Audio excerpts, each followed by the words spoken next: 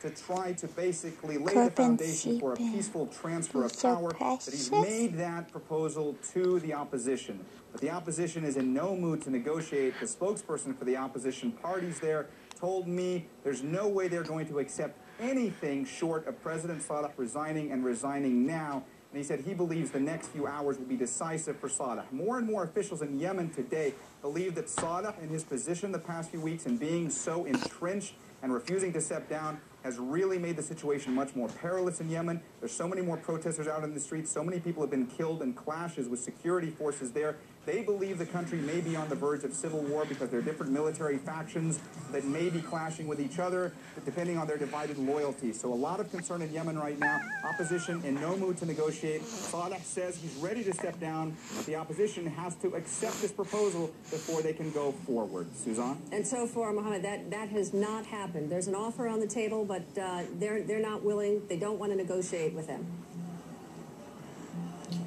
That's right. They don't want to negotiate. The opposition says they want him to resign. The opposition is very much with the youth revolution movement in Yemen right now. Yesterday, we saw a wave of defections from military commanders to ambassadors resigning.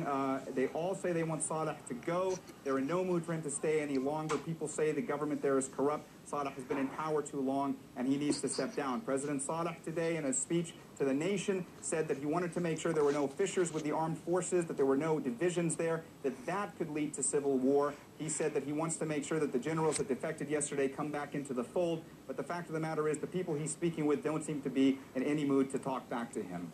And Mohammed, this is obviously a problem for the Obama administration. The president has said that Yemen is a hotbed for al-Qaeda, right? But the White House has worked closely with this President Saleh and the government to go after terrorists there. So if the government collapses and if the president leaves, what happens next? What does that mean for the strength of al-Qaeda in that country? Well, Suzanne, this is one of the key concerns for the U.S. right now. The U.S., even though sometimes they don't see Saleh as a very good partner in the fight against terror, he is a key ally for them. Yemen has become the home base for al-Qaeda in the Arabian Peninsula. The group has become emboldened and resurgent in the past few years. They've tried to plan spectacular attacks against the West from within Yemen.